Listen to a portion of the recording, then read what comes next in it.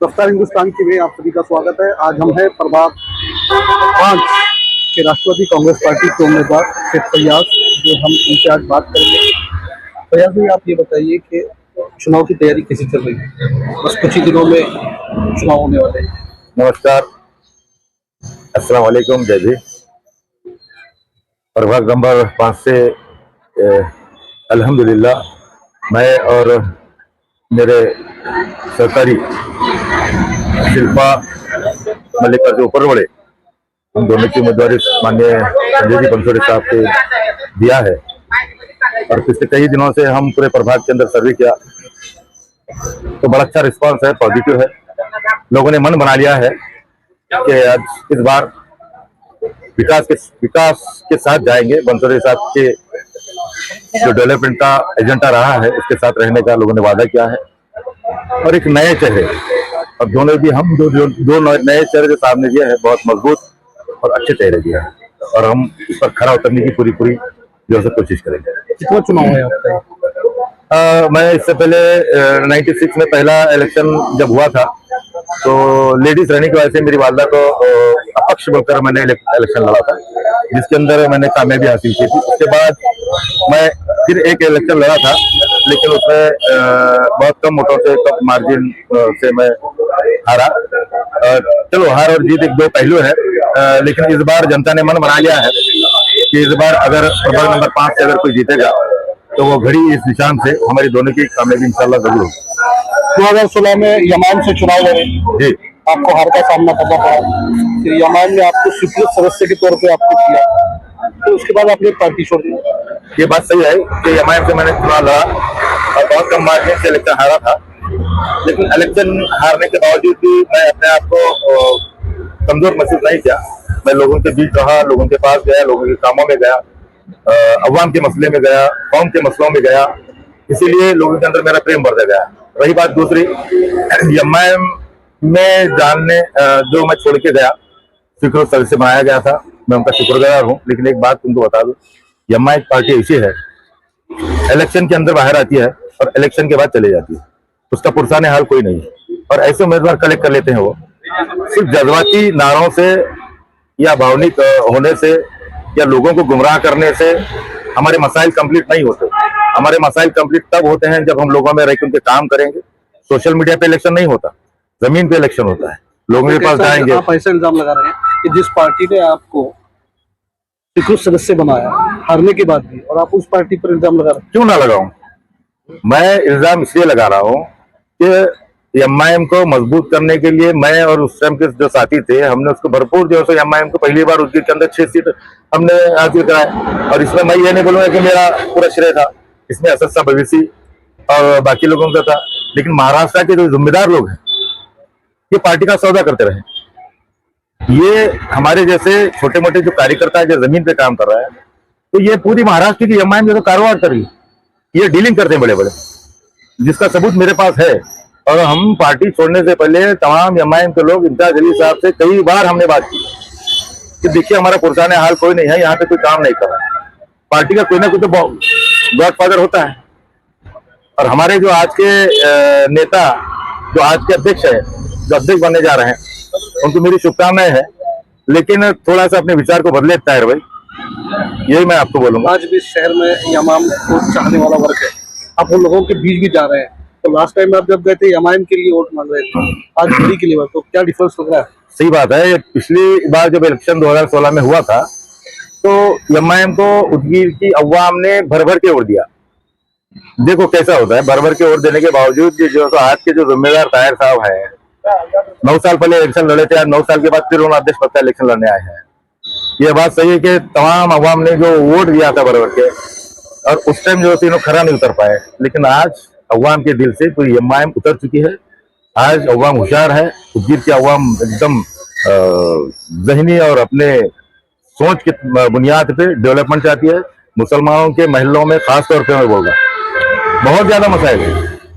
एक बार इलेक्ट हो गए कि लोग चल जाते हैं। आपने बताया अभी कि अवाम काम के बारे में पूछ रहे हैं, वैसे आप स्वीकृत सदस्य, आपने कितना काम किया आपके बाद? बिल्कुल, मैं बताता हूँ कि मेरा जो काम है, मैं लोगों के बीच में रहा, लोगों के पास गया, लोगों से काम जो उनके मसाइल थे, चाहे पुलिस स्टेशन से संबंधित हो, चाहे डिप्टी कलेक्टर ऑफिस से संबंधित हो, चाहे तहसील से हो, चाहे नगर पालिका से, या कोई और पर्सनल काम हो, ये आवाम को पता है कि उद्योग के अंदर काम करने वाले मैं अकेला ऐसा शख्स नहीं हूँ, कई और लोग हैं, वो अवाम बखूबी जानती है और उसका फैसला आने वाले 2 तारीख को 3 तारीख को रिजल्ट में पता चल जाएगा।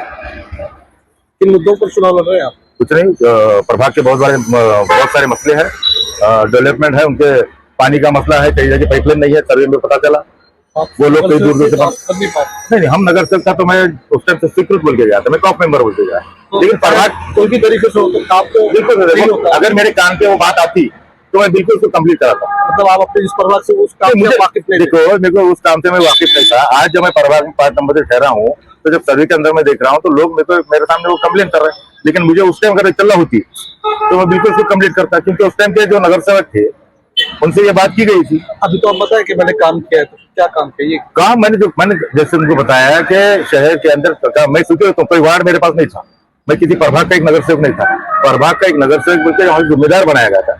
मैं स्वीकृत नगर परिषद में जितना हो सकता है सूचना करना, वहां पे इंटीमेशन देना, हाउस के अंदर बात करना, ये मेरे लिए काम दिया गया था। स्वीकृत का काम प्रभाग में जाके करना नहीं होता, लेकिन प्रभाग के लोग अगर मुझसे कोई अप्रोच होता है तो मैं उनका काम करने का काम किया हूँ। ऐसे क्या मुद्दे उठाए आप इस 5 साल में? इस 5 साल में जो मुद्दे हैं, जैसे कि मैं आपको बता दूं, पानी का जो मसला था सबसे बड़ा, वो पानी के मसले को हमने बंसोड़े साहब के सामने रखा, बंसोड़े साहब से वो काम कराने की पूरी कोशिश की। रोडों के मसले थे, रोडों के बाद से हम ये कई बजट रहते, जैसे हमारे इदारे, मेरी बात सुन ले, हमारे जो इदारे हैं मजबूत इदारे हैं, उसको कब्रिस्तान की बाउंड्रियां थे, मदरसों के अंदर रोड करने का मसला था, ये तमाम चीजें जैसे बंसल साहब को बोलकर हमने काम कराया। और शहर के अंदर ऐसे कई जगह हैं, हम तुमको बाय राइटिंग में बाय प्रूफ के साथ बता सकते हैं कि हमने कितना काम किया।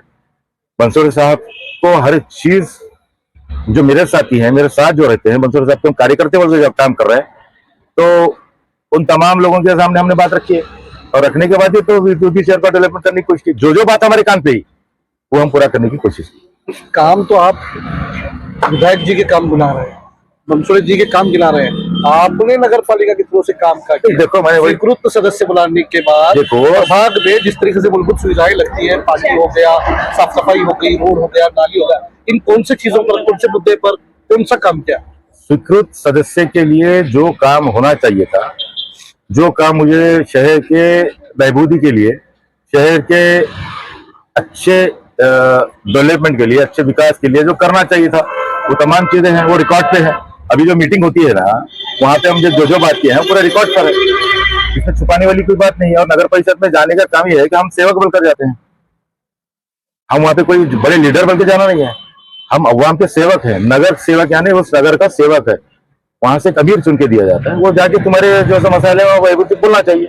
लेकिन मैं जैसे तुमको पहले भी बताया कि अगर मेरे सामने अगर कोई मसला आया तो मैं इसको हल करने की पूरी कोशिश किया हूँ। 2016 में गिर की जनता ने बहुमत के साथ भारतीय जनता पार्टी के हाथ में सत्ता दी, उनका जो 5 साल का कार्यकाल रहा, वो कार्यकाल विकास के लिए कैसा रहा?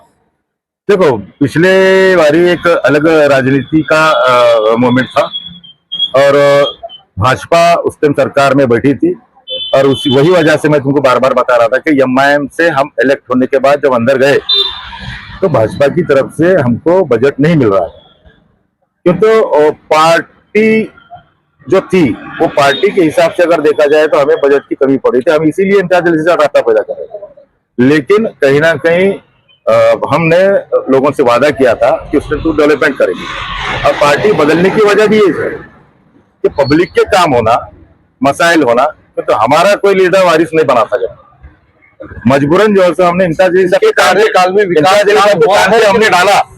हमने डाला जाने से पहले उनके कान पे डाला, 1-2 दिन नहीं, 6 महीने से उनके कांटेक्ट में रहे। उसके बाद उनके पास कार्यकाल में उदगीर में विकास हुआ है कि नहीं हुआ है, अच्छा काम हुआ है, सभी जानते हैं। कांग्रेस भी उनके साथ मिलकर काम करिए, हम भी उनके साथ मिलकर काम करें।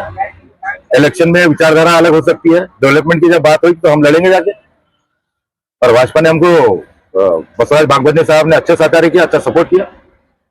पार्टी निशान, फूल, घड़ी, पंजा या कोई और निशान, ये सिर्फ इलेक्शन के हद तक रहते, लेकिन अंदर जाने के बाद जनता के लिए काम करना है। बार एमआईएम से आपने चुनाव लड़ा भाजपा के खिलाफ, अब इस बार भाजपा आपके साथ है, तो आप किस तरीके से बता रहे हैं? नहीं, देखो ये युति के अंदर जो है तो नगर परिषद के इलेक्शन लड़े जा रहे हैं और ये हायर डिसीजन है, ऊपर लोगों के नेताओं का डिसीजन है। मैंने जैसे तुमको बताया कि हम तो राष्ट्रवादी कांग्रेस से हमारे सिंबल है और हम 15 साल के सच्चे कार्यकर्ता के नाते लगते हैं। हम किसी अगर डेवलपमेंट के लिए अगर भाजपा और राष्ट्रवादी एक हो सकती है तो उसमें बैर क्या है? विकास की बात है ना। विचारधारा तो बीजेपी अपनी अपनी रखेगी। अगर कोई गलत बीजेपी काम करती है तो हम उसकी विचारधारा को एक्सेप्ट नहीं करेंगे, हम उसका विरोध करेंगे।